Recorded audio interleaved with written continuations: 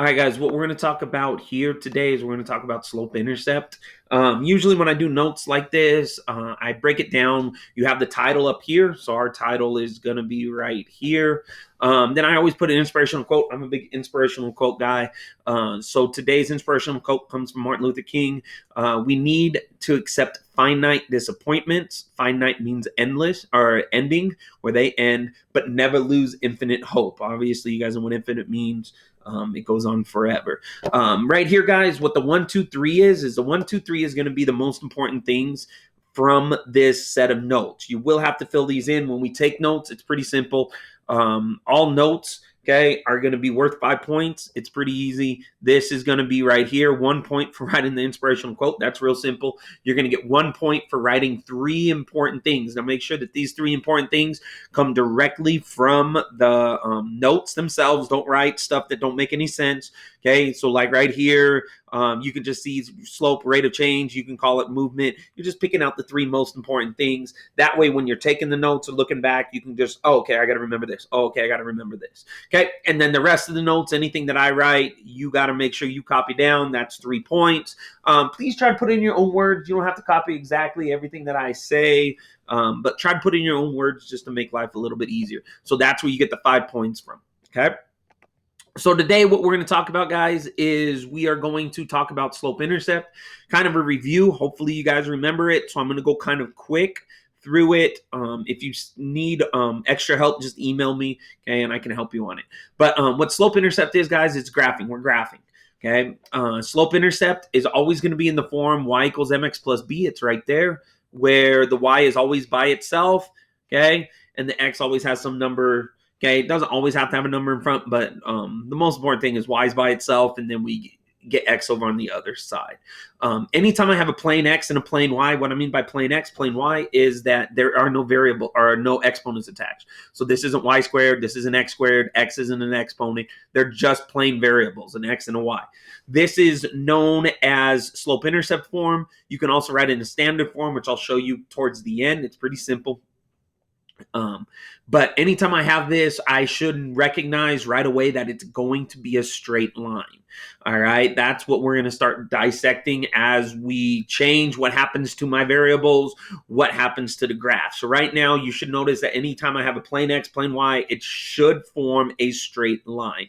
Okay, and so why do we call this the slope intercept? The reason we call it the slope intercept is because this form right here is giving me the slope, which will be m, and then it's also giving me the y-intercept, okay? And we'll talk about that. We'll go piece by piece. It's pretty simple. The way I teach it's pretty quick, so hopefully you guys will remember. So the slope or rate of change, guys, when I teach this, I call it the movement, okay? Because everybody's always wondering, well, why do we call slope m? I call it m because it's the movement. It's how I move from point to point, okay? It's how things are changing, which is speed. Okay, so when we talk about slope intercept, it's movement. Okay, so m is going to be movement, which is the number of times I go up or down over the number of times I go left to right. Okay, so that's very important right here. It's the number of times I go up or down over the number of times I go left or right. You probably have heard it being used called rise over run. Rise over run, how many times I go up or down to how many times I go left or right. It's also known as the change in the outputs. How are my outputs changing? Over that, how are the inputs changing? So it's a change in the output over the change in the input, which is really breaks down one more time. You see, the reason with slope that's kind of a pain is that we have a whole bunch of meanings for it. But the last but not least, it's the change in y. The triangle right here, guys, is delta, but we call it change. So it's a change in y over the change in x. Okay, so we're just looking how are my y's changing to how my comparing it to how my x's change. All right, the slope formula. Hopefully, you guys remember this. This is a long time. I know we don't cover it much in integrated 2, but we did in integrated 1. The slope formula is y2 minus y1, or the second y minus the first y over the second x minus the first x. Okay, all you're doing is you're just figuring out. So right here, real quick, I'm just going to show it. I know this isn't in the notes. You don't have to copy it down. Okay, but this is just kind of what how I show all we're saying is, remember, this is x, this is y. The first number is always x, the second number is always y. So this is my first point. So this is my first x, first y. This is my second point. Okay, so this is the second x, second, sorry, I don't mean to put an x there. Second y. So now we could just take these and plug these in. So you could go 7 minus 5 over, sorry guys, 7 minus 4, y over y, and then x over x. So 5 minus 2. All right. And then this would give me an answer. 7 minus 4 is 3. 5 minus 2 is 3. So that's 3 over 3, which reduces down to 1. So I have a slope of 1. Okay. But really, the way I like to teach this is this. I like to say, okay, well, just look how my y's change. How do I change? How do I go from 4 to 7? Because that's really what slope is. How does that change? Oh, I'm adding 3. How do I go from the first x to the second x? Oh, how do I go from 2 to 5? Oh, once again, that's adding 3. So how are things changing? It's changing by 3 over 3. And this really is doing that. This formula is doing what I'm doing here. Okay, so don't worry about that. If we need it, we'll utilize it, but we don't need it as much. So just understand that the slope is the number of times I go up or down over the number of times I go left or right. Now, the y-intercept, please understand what the y-intercept. The y-intercept is where the graph crosses the y-axis. So remember, looking over here, the y-axis goes up and down. The x-axis goes left or right. Okay? Understand that any of these points on the y-axis, any of these red dots, would be considered a intercept. So anytime I cross that y-axis, it's going to be my y-intercept. So then, obviously, if I'm looking for the x-intercept, the x-intercept is where it would cross the x-axis. But we usually ignore the x, okay, and we really just focus on the y. Okay. Please understand that the y-intercept is what I call B. It's where I begin at. That's why it's called B. So M is movement. It's how I move from point to point. And B is where I begin. And I always begin on the y-intercept. Okay, on the y-axis when I'm graphing this. So when I put this in this form, guys, when I put it in slope-intercept form, which is y equals mx plus b, the y has to be by itself 100% of the time. Okay, the number in front of the x, don't include x. A lot of times everybody puts the x there. Okay, we don't care about it. The number in front of the x, as long as the y is by itself, the number in front of x is my movement. It's the slope. Okay, so this tells me how many times I go up or down to how many times I go left to right. Okay, I'm going to cover this. Remember, up is positive. So if I'm looking at a graph, up is positive, down is negative. Okay, so if it's a negative number, I always put that on top. Okay, and I'll be honest, I never go left. Okay, I never ever go left because I don't want to confuse you guys. I will only go right. You'll see how I do this here coming up. Okay, but I will only go to the right because right's always positive. So I always put the positive on the bottom. Okay, 100% of the time. Okay, the negative always goes on top. We'll look at that when we get there. Okay, and then B is the number by itself. You can kind of see, I kind of say it funky. It's the number by int self. Why do I call it int? Because it's the y-intercept. Okay, so the number by itself, what I mean by itself is no letter attached to it. No letter attached. Okay, that means that number is my y-intercept. It's where I'm going to begin. And I always begin on the y-axis 100% of the time. I am going to begin either up if it's positive, down if it's negative.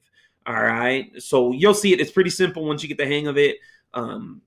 When we jump over, sometimes the hardest part, we're going to just real quick jump in and show you how do you find the slope? How do you find the y-intercept? Well, the first thing we're going to do is looking at this. The y is by itself. So I don't have to worry about it. I'm going to, so I know that this is in the form y equals mx plus b. Okay. You could write it out on top if you want, or you can just memorize it, but just understand that the m is the number in front of x. We line it up. So m is 2 here. And b is going to be the number by itself. So b is 10. Now understand, when it comes to slope, we always want slope as a fraction. So if it's a whole number, just make sure we change a whole number to a fraction by putting it over 1. The reason we always want it as a fraction is because, remember, it's the change in y over the change in x. It tells me how many number of times I go up or down to the number of times I go to the right. We have to make sure it is a fraction. Okay, so once again, if we're taking a look over here real quick, we could do the same thing. You could literally write y equals mx plus b over your equation. That tells you what m is. That tells you what b is. But to be honest, if you memorize it, as long as the y is by itself, then the number in front of x is going to be your slope, my movement, how I move. And then the number by itself, by int self, is the b value. Make sure you include the sign. Okay, so if there's a minus sign, remember, minus signs are just negatives for us. Okay, so it's a -7. Once again, make sure that your movement is a slope. So I'm going to put this over 1. Understand, let me talk about this real quick. Understand that if I have -3 and I put this over 1, this is -3 divided by 1. You can always put the negative anywhere. You can, sometimes they have the negative here in the middle. Sometimes they'll have it on top. Okay, and then even understand that you could put it on the bottom. All right. Here's the key, though. We hate putting it on the bottom, but understand that anytime it's a fraction, this is -3 divided by 1. So -3 divided by 1 is -3. Now this is saying this is -3 divided by 1. 3 divided by 1 is 3. Okay, and then this is the same thing. This is 3 divided by -1. So 3 divided by -1, positive over negative is obviously a negative. So they mean the same thing. That's what kind of sucks about with the negatives, is that you can move the negative wherever you want it. We will always put the negative on top. I will never, ever put the negative on the bottom. And if the negative's out front, this comes to the top, only to the top. Okay, a lot of people make a mistake here. Okay, most people will be, oh, well, this is -3 over -1, which now tells me to go down 1 and to the left. The reason I never go left is because this is wrong. Why is this wrong? Well, the negative doesn't go on top and bottom. Okay, because if it did, now if you notice here, I have a negative divided by a negative divided by a negative, now becomes a +3. Now, all of a sudden, I went from a -3 over 1 to a +3. That's not correct. Okay, so please understand that if you have a negative out front, it only goes to the top number. Never put it on the bottom. It only goes to the top. So now I will always go to the right 100% of the time. So hopefully you guys understand that. So taking a look, we're going quick right here. The y is by itself. You can put it in the form y equals mx plus b. I already know that it is. So I know that the m is the number in front of x, so that's -2/3. Remember, the negative goes on top, does not go on bottom. It's not -2 over -3, it's -2 over 3. Okay, the negative always goes on top. Now, please understand this as well. Okay, the negative has to make sure it goes on top. And it's the number in front of the x. Do not include the x. A lot of people will tell me that the slope is -2/3 x. No, the slope is the number in front, not the x. Okay, and then this is the b value. All right, same thing, couple of quick weird ones is this. Understand that when I get a problem like this, where I have an x with no number in front, please, hopefully you guys remember, I don't walk around and say I have $1, okay? We never ask, if I'm asking for money, I never say, hey, do you have a $1? It's usually, do I have a dollar? It's the same thing here. What do we have here? An x. Okay, well, how many x's? 1. So what number's in front? A 1. We don't say it. It's hidden. It's just weird. Okay, but just understand, if there's not a number, you can always put a 1. So now I know that this slope is 1. Make sure you put it as a fraction, so it's 1 over 1. And then the b value is 2. Okay, now a lot of people ask, well, why isn't this 0? Okay, why don't I put a 0 in front of the x? Well, if you put a 0 in front of the x, then you're technically saying you have 0 x's, so why would I write an x? Okay, you don't walk around and say I have no money. You don't write that down. You just don't have any money. It's nothing. Okay, so I don't have any x's. If I had a 0 in front, I don't ever put a 0 in front because I do have an x, it's 1. Okay, now taking a look at this is where it gets a little bit trickier. Once again, the y is by itself, so m is a number in front of x, which is 1/2, and then the b value. Well, the b value is a number by itself. Well, what number is by itself? Nothing is by itself here, guys. So if you have nothing that's by itself, then that's the number by itself. Nothing. There's nothing by itself. There is no number by itself. Okay? Because technically, what are we adding to this 1/2 x? Nothing. 0. All right, so please understand the difference between the 1 and the 0. A lot of people screw that up. Okay, a lot of people tell me that b is 1/2. Nope, that's the number in front of x. Okay, so please understand that. Okay. So once you're able to recognize what M and B is, then we jump into graphing, guys. And graphing, I'll be honest, is pretty simple, okay, as long as you can find M and B. So this is how we're going to graph this. So we're going to graph this problem. The first thing we always do, 100% of the time, is we find M and B. So M, because the Y is by itself, okay, what I mean is there's nothing on the same side as the Y, just the Y. Then I know what M is. M is going to be -2. Always got to have it as a fraction because it's movement. So I'm going to put this over 1. Remember, always put the negative on top. The B value is going to be the number by itself, meaning there's no variable attached to it. The number that's by itself with no variable is 3. That's a positive, so you can put a +3 if you want. Once you have the M and B, guys, watch how easy this is. It's pretty simple. Understand that I do not need fancy, crazy graphs. Okay, I just got to find two things. So when I graph this, this is what my graph's going to look like. You can just do it as easy as this. I don't like wasting time. I want you guys to get the answers and get it done. So right here, I always begin at B. We always start at B, 100%. Why do we start at B? Because that's why we call it B. It's where I begin at. That's where I begin my graph at. So B is +3. Remember, B has this tail, okay? It goes up and down. So I need to put my B up and down. So I have to put it on the y-axis. Okay, so to put it on the y-axis, it's pretty simple. Okay, all I'm going to do is I'm going to start up 3. So remember, we always begin at 0, and I'm going to go up 1, 2, 3. So right here, this value is the B value. Okay, so please understand that. That is the B. Now, once I use the B, I don't use it anymore. I'm done. Okay, now from this, now here's where everybody gets tricky because everybody wants to go back to the origin. No, understand, when I'm doing slope intercept, this is where I just start at. Okay, I don't start here and then move the starting line back. No, this is where my starting line is. Okay, so this is where everybody's got to start. So from the starting line, now we start moving. Well, how do I move? Well, it's right here. So here's my movement. So the top number tells me to go up or down. If it's negative, it tells me to go down. Okay, if it's positive, it would tell me to go up. So from here, I'm going to go down 2, and then I always go to the right, and it's right 1. So to graph this point, watch. All I do is I go down 1, 2, and then I'm going to go over 1.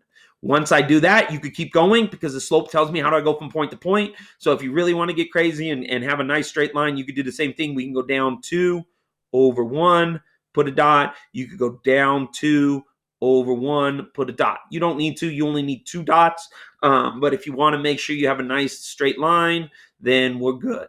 Okay, so now once I have my dots, I'm going to zoom in so I can erase this. Now I'm going to create my line. Okay, and so here's my line. Now remember, hopefully you guys remember this. Why do I graph? The graph here shows every single solution to this problem, y equals -2x plus 3. Okay, so if I put my dot here and I can find this is a solution to this problem. So graphing, no matter where I go on this line, every single one of these points is a solution. So this really isn't a line. It's really made up of infinite amount of points where now the points get so close together that they look like a straight line to the naked eye. Okay, so that's why we make it a straight line. Just know that every single one of those is actually points. So these are an infinite amount of points getting so close together that they form a straight line. That's why we graph. So these are all of our solutions to this one problem.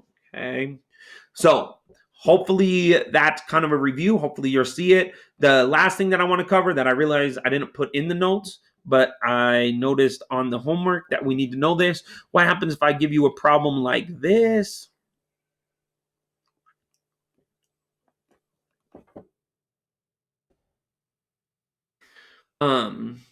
If I give you a problem like this, hopefully you guys remember if I wanted to graph this, okay, I noticed that I have a plane X, plane Y. Plane X, plane Y, what does that mean? That means that I have no variables on them. Okay, so I know that this has to be a straight line. This is kind of a pain in the butt to graph, okay? I want to put it in slope intercept form because it's so much faster. So in order to do that, in order to put this in slope intercept form, just hopefully you guys remember, I have to have the y by itself. So all we're going to do is we're just going to get the y by itself. So this is how I solve. So I'm going to wall off my equal sign. I'm going to solve for y. So what I'm going to do is I'm going to circle the y and anything attached to it. Because what I like to say is that these are married, so those we can't separate them. So now what this tells me to do is, oh, this is what I want to get by itself. Looking at the side that it's on, what's not circled? Oh, this 2x. So what I need to do is get rid of this 2x. I'm not breaking it apart. Okay, I'm just moving it. So to move it, I always add or subtract. Or think about it, how do I undo adding 2x? Oh, to undo adding 2x, I'm going to subtract 2x. Okay, whatever I did on one side, do to the other. Now these cross out. Okay, they better cross out because now this gets the variable by itself. Now taking a look over here, this is where it gets a little bit crazy. A lot of people want to go, hey, this is 10x. It's not. Please pay attention to this. This is a 12. This is an x. Hopefully you guys remember combining like terms. Okay, these are not the same. So what we're going to do here is we're going to move this out front, and then we're going to put this 12 behind it. Why do we put it? Just so that it's in the x's first and then the b's by itself. So now I get negative 2x. Hey, this is a positive 12, so make sure I put positive 12. Cannot combine those because they don't have the same variables. Now, last but not least, now I'm taking a look, well, how do I get rid of this 4? Remember, this is not 4 plus y, this is 4 times y. So the opposite of multiplying is dividing. Remember, we're always doing the opposite operation. So I'm going to divide everything by 4. These are going to cancel out. I'm left with y equals. You could reduce this if you want. You should notice that they're both divisible by 2. So I'm going to divide by 2. This is going to give me negative 1/2 x, don't forget your x, and then 12 divided by 4 is 3. So now once I have it in y equals mx plus b form, watch how easy this is to graph. I now know that m is negative 1/2. Make sure the negative's always on top. And I know that the value by itself is the b value. So it's 3. So right here, we are going to put 3. So I'm going to begin up 1, 2, 3. And then I'm going to put my dot because that's where I begin at. And then I'm going from here, I'm going to go down 1 over 2. All right. And so now I'm going to connect those 2 dots. And that is how I would graph this problem. Okay. So hopefully that's all. If you guys have questions, please email me.